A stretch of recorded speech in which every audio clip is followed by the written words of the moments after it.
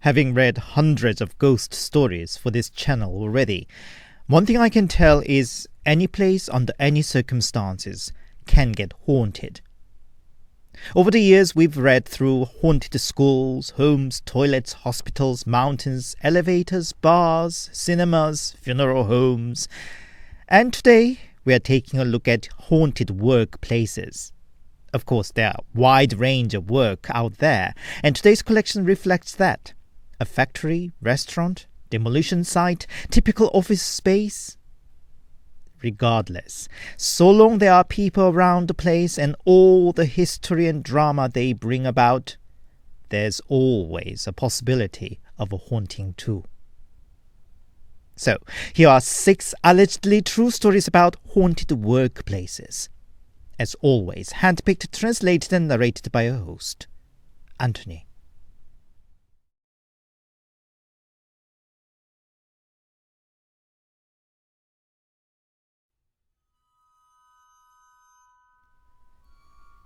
In 2008, I worked at the deli corner of a major supermarket chain.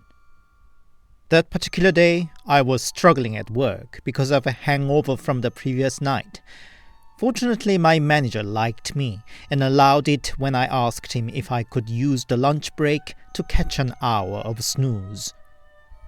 Unfortunately, there was no dedicated break space for staffs in the supermarket, nor I had a car yet then. The manager then suggested to use the storage room on the 4th basement level, where we stored stuffs that didn't require refrigeration. Most of that floor was parking lot, but not many came down that far to park on weekdays, so I agreed it was an ideal spot. So, in the storage, I created a makeshift bed with some boxes and took the much-needed snooze, probably for about 30 minutes. Through the ventilation hole, I heard a noise of people, shoppers most likely. It got so loud that I woke up, but I found I couldn't move. It wasn't the first time I got a sleep paralysis, so I didn't panic. Just then, somebody came into the storage. I did panic then because I feared there might be somebody higher up from the management. But thankfully, he didn't seem to notice me and soon went out again. I struggled a bit and soon broke the paralysis. Then I realized this storage door had a latch inside, and I did lock that up when I came in. And it was still indeed latched. Then how could that guy come in? I got chills and ran straight up to the deli corner and told everything to my manager. My manager frowned and said, "By the way, what do you mean, noises from the ventilation hole? There's no ventilation hole on the 4th basement level. That's why soon they are moving the storage up to the 2nd basement level. Don't you remember?" He was right. But then where were the noises of people from? Sounds from the 1st basement level where my deli corner and other food corners located, or the 2nd basement level where the majority of people parked, could not reach down to the 4th level. Then I reminded myself of something I heard among the loud chattering of people. "How shall we cook and eat that?" I just thought then it was a housewife commenting on what she shopped from the supermarket. But now I wasn't so sure if she wasn't commenting about me.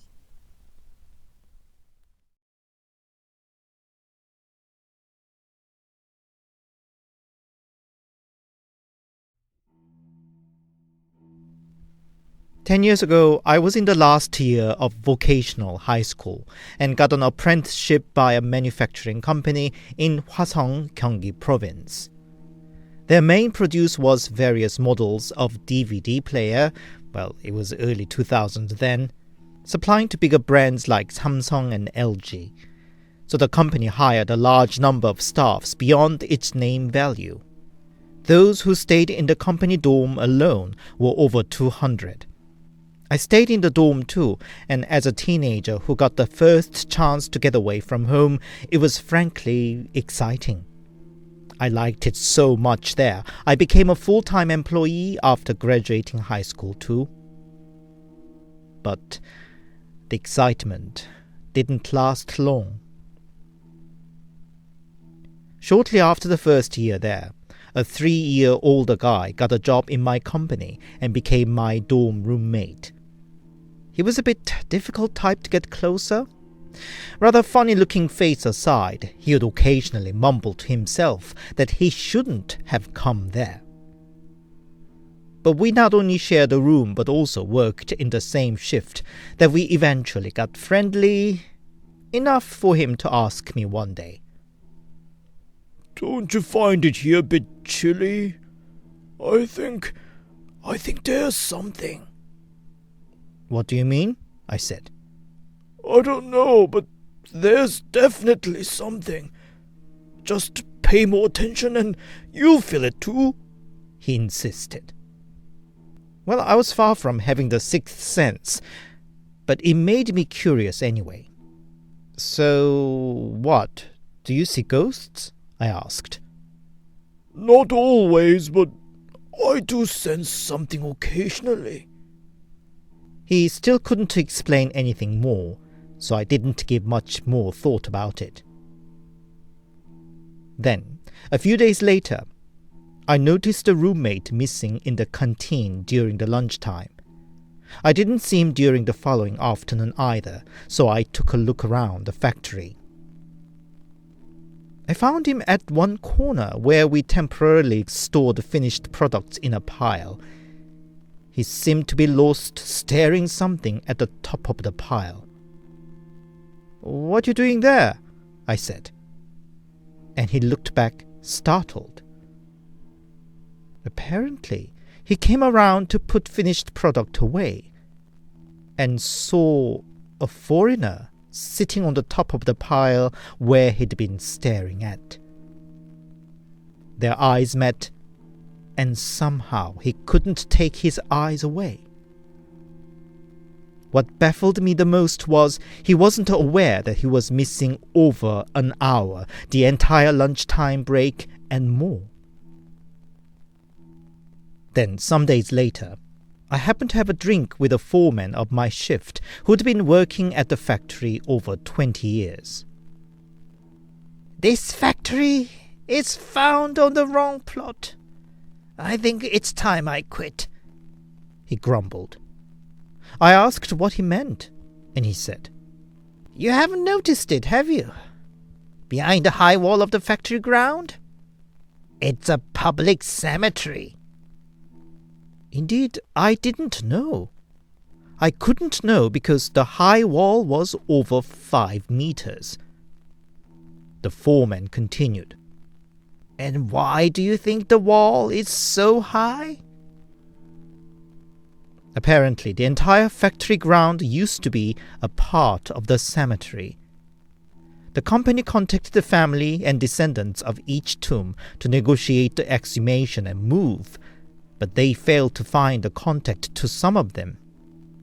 They couldn't wait any longer and went ahead with the construction, and the remains that nobody claimed were gathered together and taken care of. How exactly?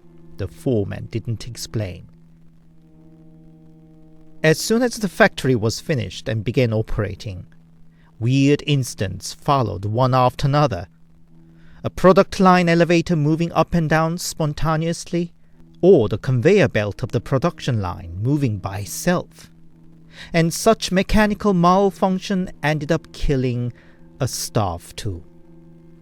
A foreign laborer. The doors of the product line elevator was manually operated, and a foreign laborer was in charge of that. And that day, he called the elevator down and heard it arriving too, but when he opened the door, it wasn't there. He wondered what happened and looked up inside.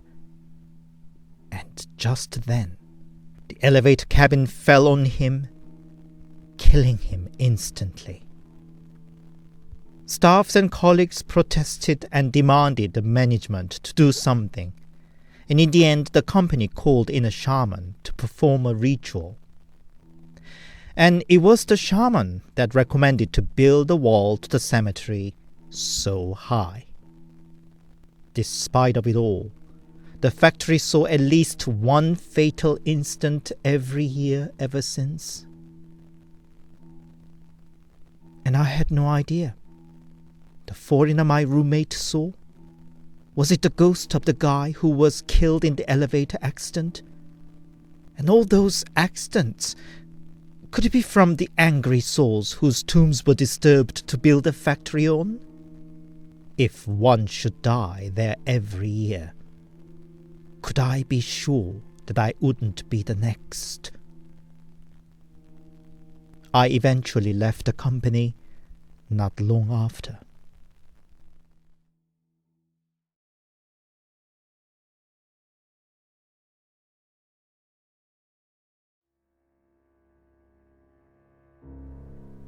"9 years ago, I worked at a restaurant which was located on the basement level.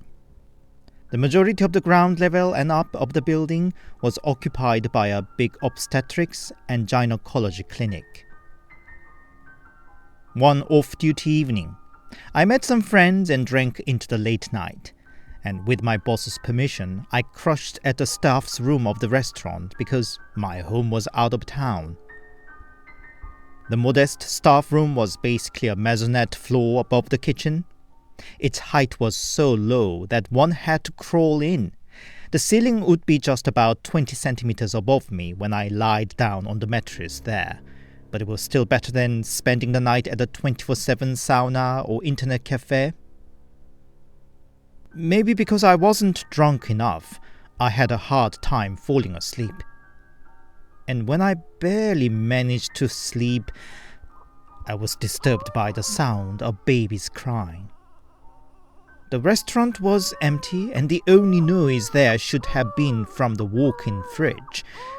Alright, above me was the obstetrics clinic, but surely the sound from there could not travel down through the concrete ceiling. I must have misheard it, I thought, and tried to fall back to sleep.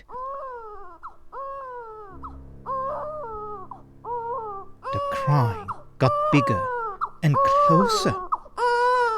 Was this a nightmare? I didn't drink enough to hear a hallucination, surely.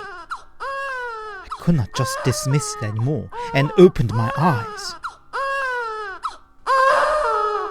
What I saw on the ceiling that was just 20 centimeters above my face was a baby, all bloody and mutilated, appeared through the ceiling slowly and came closer to me. The gore was all mangled up with its hair, and its tiny limbs were wiggling, not like in a cute normal way, but more like writhing in pain. It passed through my body. Even after it disappeared, the creepy chilling feeling I felt as it passed through me lingered on. And as soon as the crying sound subsided, I jumped up and got out of there immediately. I didn't mention anything to my boss, but sometime later, the boss's mother came to visit with a shaman friend, and the shaman asked why he opened his business at such an unholy spot.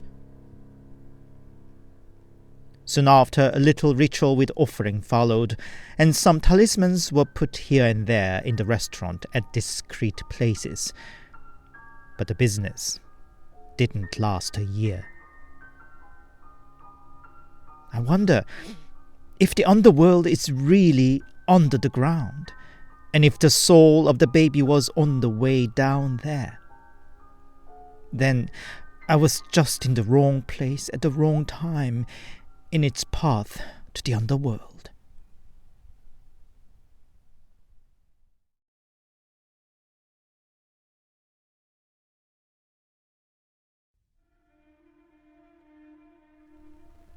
I see dead people. Well, I'm not a shaman, but I have certain paranormal sensitivity. Only my closest friends know that, and one day one of them called me to consult about weird experience he was going through. He, let's call him Che, left hometown for his new job in Seoul. And whenever he has to work into late night, which happened pretty regularly, the lights in the office would randomly come on and off, and he even once saw a ghost of a young woman in the toilet.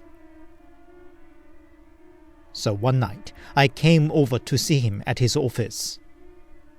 From the outside, I could not sense anything particular, but as soon as we arrived the fourth floor where my friend worked, I was hit by a stench.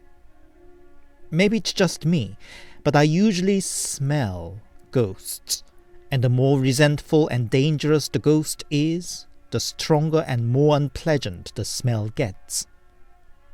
I told Che that it was a dangerous one, and to stay right next to me. It didn't take long to find it. She was hanging upside down from the ceiling of the office. She was dressed neatly in an office attire, wasn't dripping blood or anything, but her tongue was stretched out long, and her neck was bent in an unusual angle. Clear sign that she had hung herself. I glared at her, and she in turn fell down from the ceiling, stood right in front of me, and glared me back. Soon she burst into a laughter and told me to step aside. But I refused. It triggered her, and she shouted, All the men in this company deserve to die. I coaxed her to tell what her story was. Apparently she was a staff of this company herself 4 years prior. She started a relationship with a co-worker called Park, and only later it turned out he was already a married man. To make the matter worse, she got pregnant, but Park denied it was his child, claiming that he used protection every time. Now desperate, she even snitched to Park's wife, but was only beaten and threatened by the brother of the wife. It was no wonder she turned out to be a resentful ghost, full of sheer hatred of man. I'm not a shaman or exorcist, and had no means to actually expel her or anything. I could just beg her to save my friend at least. Her tragedy happened even before Che started working there, and he was innocent. She shut her teary eyes at me and Che, and disappeared without a word. I asked my friend if Park was still working there. He was, and actually was promoted to a managerial position meantime. I told my friend that he'd better stay well away from Park, because something terrible was likely to strike him soon. 3 months later, I got a call from Che. Park went on a holiday with his family, and his car crushed, leaving Park crippled and killing rest of his family. Was it the ghost woman or the karma herself?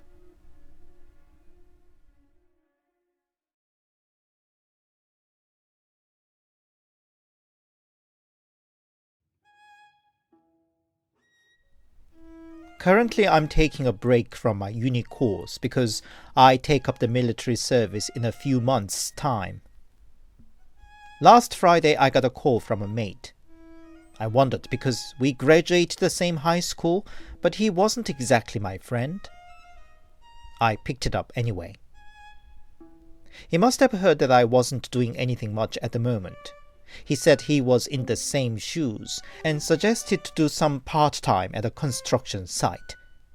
He's been doing it with a friend, but he had to go somewhere for Saturday. Wouldn't I like to fill in his place, he asked. It's hard work, but paid better than most other part-times. I thought of all the things I could do with a wage, and just for one day after all.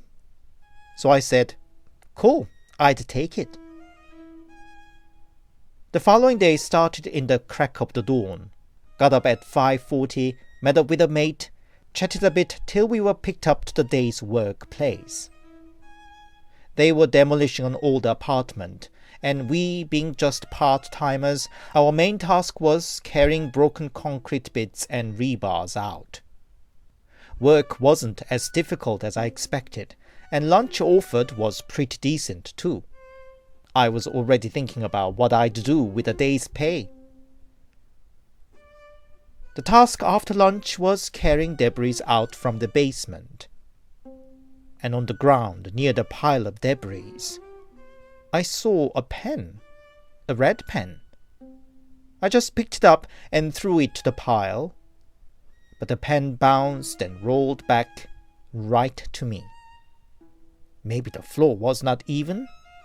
I picked it up again and threw it, but then it once again rolled straight back to me.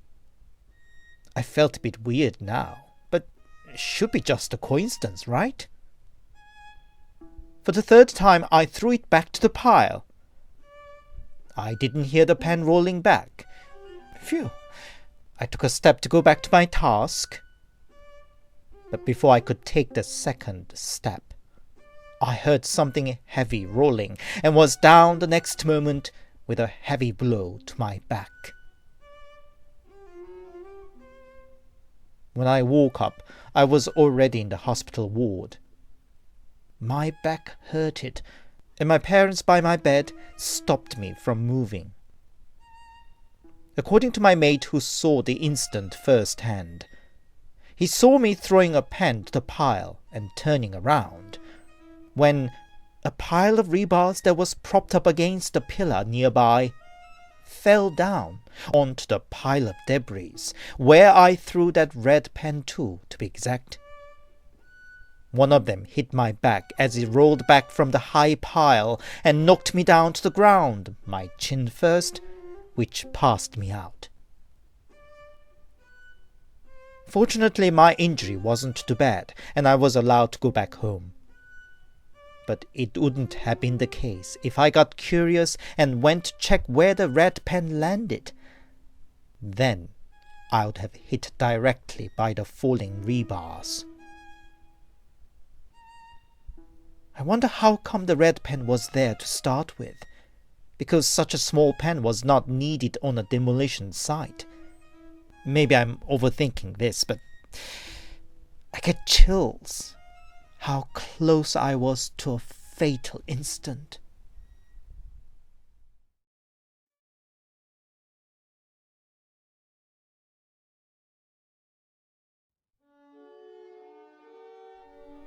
"10 years ago, I just finished my military service, and I finally opened a restaurant of my own that I had been planning for a long time. The race to finish the refurbishment before the opening date was pretty tough. One thing I couldn't miss in the process were about 30-odd talismans stuck here and there, found even at the most inconspicuous or unreachable corners. It must have been from the previous owner of the place, but I didn't pay too much attention. 3 days to the opening day. The decorators were still working into late night, and I was preparing some drink and snacks for them, when I saw somebody entering and heading straight to the toilet. Maybe he thought the restaurant was already opened.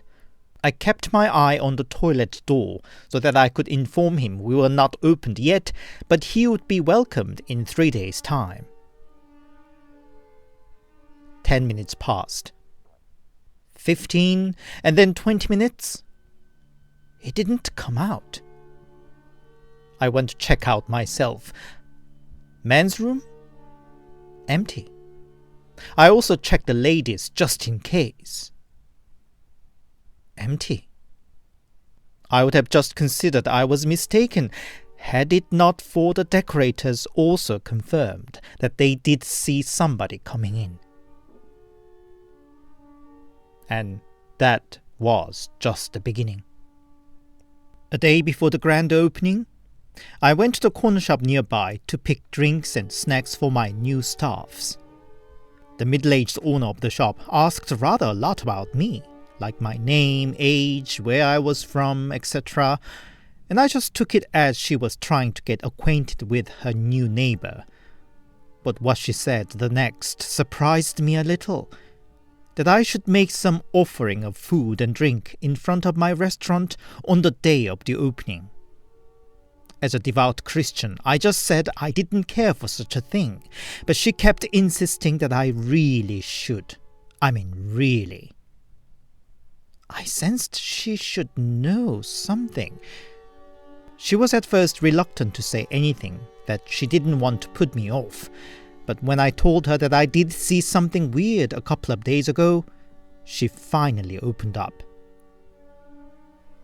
The previous owner of the restaurant complained that somebody should pull his shirt only to find nobody when he turned around. It repeated many times for days until, when he turned around to check once again, he faced a ghost there. He passed out there and then, and it created some stir when his staff called an ambulance for him. I thought that explained why so many talismans were found. Frankly, I was more amused than scared. Maybe the reputation as being haunted could boost the business, I even speculated. The opening day was busy. I totally forgot about the corner shop owner's advice about offering food and drink, and didn't think about it afterwards either. And then I started to notice weird things. Things that were so minor that it was hardly noticeable, like a knife would be found where it wasn't supposed to be, or the order of pots and pans shifted around. One day, I heard one of my part-timer staff saying that he had some spiritual insight and could read face for fortune-telling. Usually I would have just laughed and passed on, but due to the situation around the restaurant, I got curious and discreetly asked if he sensed something at odds about the place. He didn't seem to want to say, but I carried on nagging and pushing.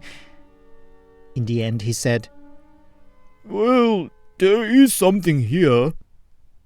"Since when did you notice that?" I said. "From the day one, right now too," he said. "Is it a woman or man?" "I'm not sure." "Any reason it's hanging around here?"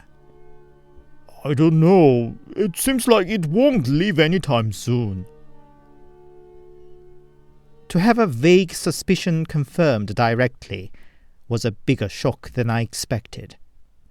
I discussed the matter with my mother, who at first didn't believe me, but when I explained what had happened so far, she, who is as devout a Christian as myself, invited our clergymen and elders to my restaurant, and we had a little service. The clergy also gifted me a little frame with a phrase from the Bible. I must say, it made me feel so much better already. That same evening, some of my friends came by. In the middle of the beer party with them, I noticed a drop of red on one friend's trousers. They were light-colored trousers. "Hey, you're bleeding. Are you hurt somewhere?" I said. He checked his legs, hands and elbows, but couldn't find a scratch. We were all wondering when a big drop of blood fell on the table. We all froze. And then yet another drop. Friends all ran away. Following day, I even removed the ceiling panel above the table to see if there was a body hidden or something. But nothing. Desperation makes one search high and low. I suddenly reminded myself that one girl I used to be close to years back had become a shaman. I called her and explained my situation. Thankfully, she agreed to come around that evening. I had not seen her since she became a shaman, and I was rather surprised how she transformed from a fragile young girl to a charismatic woman. She looked around my restaurant with those piercing eyes, gave me a knowing smile, and suggested to have a word outside. We ended up in a bar nearby. "There are two. Spirit of two guys," she said. "Did you do something to chase them away?" I told her that my clerk offered a service in the restaurant. "Well, that made them angry," she said. I drank a lot with her that night. I usually don't drink that much, but somehow I was thirsty that night. After I got properly pissed, I went back to my restaurant. Dutch courage full on, I shouted, "Hey, ghost! Stop being sneaky and come out! I'll beat you up!" I think I screamed and shouted for quite some time before dozing off on the sofa at one corner. When I woke up, I felt the pale blue light of the early morning filling up the room, and heard the shop on the opposite side opening up the shutter for the day's work. Hey, he's sleeping. I heard a voice whispering from one corner. "No, he's just waking up." Another voice responded. I wasn't paralyzed, but didn't dare to move. He's up. "No, still asleep, I tell you." My drunken courage was all gone by then. I couldn't dare to face them. I just pulled the best performance of my life to pretend I just woke up, not knowing or hearing anything, yawned loudly, and headed straight to the door. That few meters to the door felt like the longest journey in my life. That was practically it for my restaurant. I lost the energy and affection for the place and sold it off at the soonest opportunity. Meantime, the ghosts seemed to get even more daring, and even some guests to the restaurant saw them. So far as I know, not a single business that opened there after me lasted longer than 3 months. Last time I saw it, the space was left empty.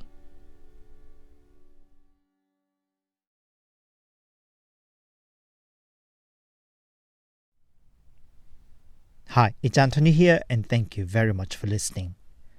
I hope you enjoyed today's stories. My works are usually temporary and short-term basis, so even if something's not right, I can say it'll be over in a short time. But I guess not everybody is as lucky. If not as dramatic as being haunted. Have you ever had any trouble or issues at work? All sorts of drama we have to endure to make a living. Tell me in the comments. If you enjoyed my work, please give it a big thumbs up and a comment, and please consider subscribing to my channel if you haven't yet. Ghost, paranormal, real crime, or plain bizarre, you will find them here on my channel. If you'd support me more directly, I have a Buy Me a Coffee account, the link's in the description, and there's also a super thanks option here on YouTube for a small donation. Thank you. Until next Sunday, stay safe and take care.